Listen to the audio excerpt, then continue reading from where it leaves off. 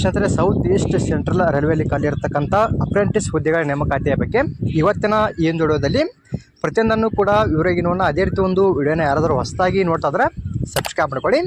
ಈ ಒಂದು south East central ರೈಲ್ವೆಯಲ್ಲಿ ಖಾಲಿಯಿರತಕ್ಕಂಥ ಹುದ್ದೆಗಳು ಯಾವ ರೀತಿ ಇದಾವೆ, ಮತ್ತು ಇಲ್ಲಿ ಖಾಲಿಯಿರತಕ್ಕಂಥ ಹುದ್ದೆಗಳು ಬಂದ್ಬಿಟ್ಟು ಪರ್ಮನೆಂಟಾ ಅಥವಾ ಟೆಂಪರರಿ ಅಂತ ಅದ್ರ ಬಗ್ಗೆ ಕೂಡ ಮಾಹಿತಿನ ನೋಡ್ತಾ ಹೋಗೋಣ. ಜೊತೆಗೆ ಇನ್ನಿತರ ಮಾಹಿತಿ ಬಗ್ಗೆ ನಾವಿಲ್ಲಿ ನೋಡ್ತಾ ಹೋಗೋಣ. ಮೊದಲನೇದಾಗಿ ಇಲ್ಲಿ ಖಾಲಿಯಿರ್ತಕ್ಕಂಥ ಹುದ್ದೆಗಳಿಗೆ ಸಂಬಂಧಪಟ್ಟಂತೆ ಅರ್ಜಿ ಸಲ್ಲಿಸುವ ಪ್ರಾರಂಭ ದಿನಾಂಕ ಬಂದ್ಬಿಟ್ಟು 5/4/2025 ಅಪ್ಲಿಕೇಶನ್ ಸ್ಟಾರ್ಟ್ ಆಗಿದ್ದು 4/5/2025 ತನಕ ನೀವು ಇಲ್ಲಿ ಆನ್ಲೈನ್ ಮೂಲಕ ಅಪ್ಲಿಕೇಶನ್ ಹಾಕಬೇಕಾಗತ್ತೆ. ಈ ಒಂದು ಅಪ್ಲೈ ಮಾಡೋ ಲಿಂಕನ್ನು ನಮ್ಮ ಟೆಲಿಗ್ರಾಮ್ ಗ್ರೂಪಲ್ಲಿ ಕೊಟ್ಟಿರ್ತೀನಿ. ಯಾರೆಲ್ಲ ಎಲಿಜಿಬಲ್ ಆಗಿರ್ತೀರಿ ಆ ಒಂದು ಲಿಂಕ್ ಮೇಲೆ ಕ್ಲಿಕ್ ಮಾಡ್ಕೊಂಡು ಅರ್ಜಿನ ಸಲ್ಲಿಸ್ಬೋದು. ಇನ್ನು ಅರ್ಜಿನ ಸಲ್ಲಿಸೋದಕ್ಕೆ ಯಾರೆಲ್ಲ ಎಲಿಜಿಬಲ್ ಆಗಿರ್ತಾರ ಅದ್ರ ಬಗ್ಗೆನೂ ಕೂಡ ಮಾಹಿತಿಯನ್ನು ನೋಡ್ತಾ ಹೋಗೋಣ. ಇಲ್ಲಿ ಕೆಳಗಡೆ ಸ್ವೈಪ್ ಮಾಡ್ತಾ ಬಂದ್ರೆ ಆ ಒಂದು ಡಿವಿಷನ್ನ ಆಧಾರದ ಮೇಲೆ ಖಾಲಿ ಇರ್ತಕ್ಕಂಥ ಹುದ್ದೆಗಳ ಸಂಖ್ಯೆ ಬಗ್ಗೆ ಮಾಹಿತಿಯನ್ನು ಕೊಟ್ಟಿರ್ತಾರೆ. ಮೇನಾಗಿ ಇಲ್ಲಿ ಖಾಲಿ ಇರ್ತಕ್ಕಂಥ ಹುದ್ದೆಗಳಿಗೆ ಸಂಬಂಧಪಟ್ಟಂತೆ ITI ಪಾಸ್ ಆಗಿರ್ತಕ್ಕಂಥವ್ರು ಅರ್ಜಿನ ಸಲ್ಲಿಸ್ಬೋದು. ಇನ್ನು ITIದಲ್ಲಿ ಇಲ್ಲಿ ಕೊಟ್ಟಿರ್ತಕ್ಕಂಥ ಟ್ರೇಡ್ಗಳಲ್ಲಿ ನಿಮ್ದು ಯಾವುದಾದ್ರೂ ಒಂದು ಟ್ರೇಡ್ ಬಂದ್ಬಿಟ್ಟು NCVT ಅಥವಾ SCVT ಥ್ರೂ ಪಾಸ್ ಆಗಿದ್ರೆ ಸಾಕು, ಈಸಿಯಾಗಿ ನೀವು ಇಲ್ಲಿ ಅಪ್ಲಿಕೇಶನ್ನ ಹಾಕ್ಬೋದು. ಇಲ್ಲಿ ಎಕ್ಸಾಂಪಲ್ಗೆ ನಿಮಗೆ ತಿಳಿಸ್ಕೊಡ್ತೀನಿ ಯಾವ ಒಂದು ಟ್ರೇಡ್ಗಳನ್ನ ತೊಗೊಂಡು ಪಾಸ್ ಆಗಿರ್ತಕ್ಕಂಥವ್ರು ಅರ್ಜಿನ ಸಲ್ಲಿಸ್ಬೋದು ಅಂತ. ಇಲ್ಲಿ ಮೊದಲದಾಗಿ ನಾಗ್ಪುರ್ ಡಿವಿಷನ್ಗೆ ಸಂಬಂಧಪಟ್ಟಂತೆ ಮಾಹಿತಿಯನ್ನು ಕೊಟ್ಟಿರ್ತಾರೆ. ಇಲ್ಲಿ ಪಿಟ್ಟರ್ಗೆ ಸಂಬಂಧಪಟ್ಟಂತೆ ಹುದ್ದೆಗಳನ್ನ ಕೊಟ್ಟಿರ್ತಾರೆ ಕ್ಯಾಟಗರಿ ವೈಸು. ಪಿಟ್ಟರ್ ಆಗಿರ್ತಕ್ಕಂಥವ್ರು ಅಪ್ಲಿಕೇಶನ್ನ ಹಾಕ್ಬೋದು. ಅದೇ ರೀತಿ ಕಾರ್ಪೆಂಟರು, ಅದೇ ರೀತಿ ವೆಲ್ಡರು, ಕೋಪಾ, ಎಲೆಕ್ಟ್ರಿಷಿಯನ್ ಆಗಿರ್ಬೋದು, ಸ್ಟೆನೋಗ್ರಾಫರ್ ಇದೆ, ಪ್ಲಂಬರು, ಪೇಂಟರು, ವೈರ್ಮ್ಯಾನು, ಅದೇ ರೀತಿಲಿ electronics mechanic, diesel mechanic, upholster ಇದೆ, ಅದೇ ರೀತಿ ಮೆಕ್ಯಾನಿಸ್ಟ್ ಇದೆ.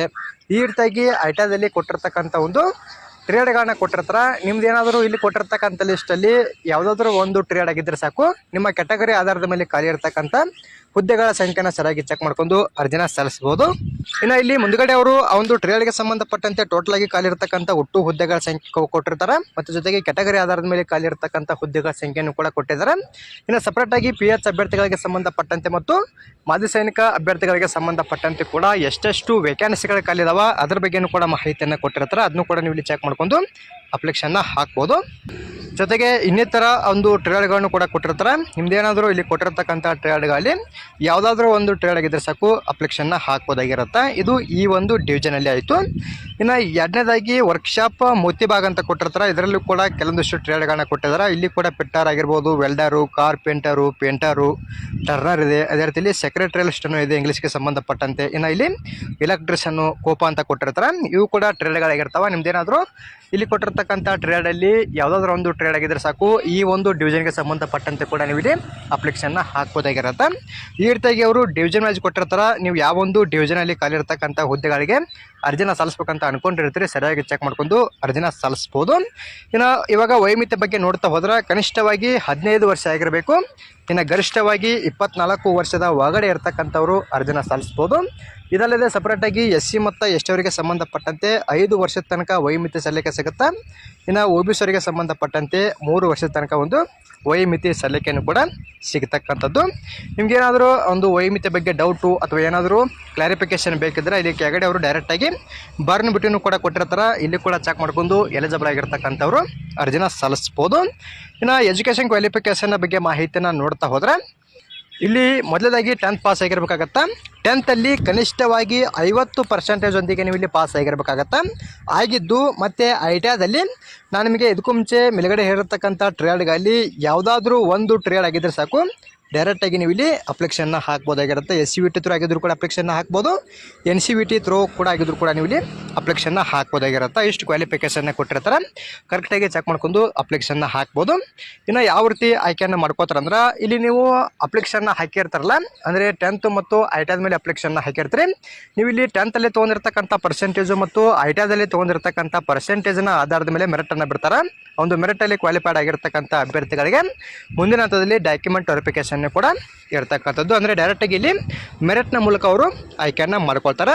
ನಿಮ್ಗೇನಾದರೂ ಡೌಟ್ ಅಥವಾ ಇನ್ನೂ ಹೆಚ್ಚಿನದಾಗಿರ್ತಕ್ಕಂಥ ಮಾಹಿತಿ ಬೇಕಿದ್ರೆ ಆಯ್ಕೆ ವಿಧಾನದ ಬಗ್ಗೆ ಇಲ್ಲಿ ಕೂಡ ಕೊಟ್ಟಿರ್ತಾರೆ, ಚೆಕ್ ಮಾಡ್ಕೊಳ್ಳಿ. ನಾನು ಕೂಡ ನಿಮಗೆ ಡೈರೆಕ್ಟಾಗಿ ಹೇಳಿದ್ದೀನಿ, ಮೆರಿಟ್ ಮೂಲಕ ಇಲ್ಲಿ ಆಯ್ಕೆಯನ್ನು ಮಾಡ್ಕೊಳ್ತಕ್ಕಂಥದ್ದು. ಇವಾಗ ಟ್ರೈನಿಂಗ್ ಮತ್ತು ಸ್ಟೈಪಂಡ್ ಬಗ್ಗೆ ನೋಡ್ತಾ ಹೋಗೋಣ. ಇಲ್ಲಿ ಖಾಲಿ ಇರ್ತಕ್ಕಂಥ ಹುದ್ದೆಗಳು ಬಂದ್ಬಿಟ್ಟು ಅಪ್ರೆಂಟಿಸ್ ಹುದ್ದೆಗಳು ಆಗಿರೋದ್ರಿಂದ ನಿಮಗೆ ಅವರು ಟ್ರೈನಿಂಗನ್ನು ಕೊಡ್ತಾರೆ.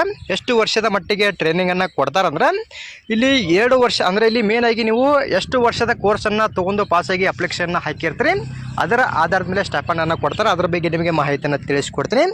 ನೀವೇನಾದರೂ ಇಲ್ಲಿ 2 ವರ್ಷದ ಕೋರ್ಸನ್ನು ತೊಗೊಂಡು ಅಪ್ಲಿಕೇಶನ್ನ ಹಾಕಿದರೆ, ಅಂದರೆ ಪೆಟ್ರೋ ಆಗಿರ್ಬೋದು, ಎಲೆಕ್ಟ್ರಿಷಿಯನ್ ಆಗಿರ್ಬೋದು, ಈ ರೀತಿಯಾಗಿ ನಿಮ್ದೇನಾದರೂ ಐಟಾದಲ್ಲಿ 2 ವರ್ಷದ ಕೋರ್ಸ್ ಆಗಿದ್ರೆ ನೀವೇನಾದರೂ ಅಪ್ಲಿಕೇಶನ್ನ ಹಾಕಿದರೆ ನಿಮಗೆ ಇಲ್ಲಿ ಪ್ರತಿ ತಿಂಗಳ 8,050 ರೂಪಾಯಿ ಸ್ಟೈಪಂಡ್ ಸಿಗುತ್ತೆ.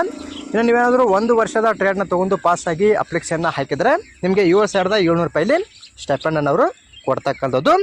ಇನ್ನು ಇದಾದಮೇಲೆ ನಿಮಗೆ ಇದಕ್ಕೂ ಮುಂಚೆ ಹೇಳಿದ್ದೀನಿ, ಇಲ್ಲಿ ಖಾಲಿ ಇರ್ತಕ್ಕಂಥ ಹುದ್ದೆಗಳು ಬಂದ್ಬಿಟ್ಟು ಟೆಂಪರರಿ ಹುದ್ದೆಗಳು ಆಗಿರ್ತವೆ. ಅಂದರೆ ಎಷ್ಟು ವರ್ಷದ ಮಟ್ಟಿಗೆ ನೀವು ಇಲ್ಲಿ ಕೆಲಸವನ್ನು ಮಾಡಬೇಕಾಗತ್ತೆ ಅಂದರೆ 1 ವರ್ಷದ ಮಟ್ಟಿಗೆ ಮಾತ್ರ ಒಂದು ಟ್ರೈನಿಂಗ್ ಪೀರಿಯಡ್ ಇರುತ್ತೆ. 1 ವರ್ಷ ಮಾತ್ರ ನೀವು ಇಲ್ಲಿ ಕೆಲಸವನ್ನು ಮಾಡ್ಬೋದಾಗಿರುತ್ತೆ.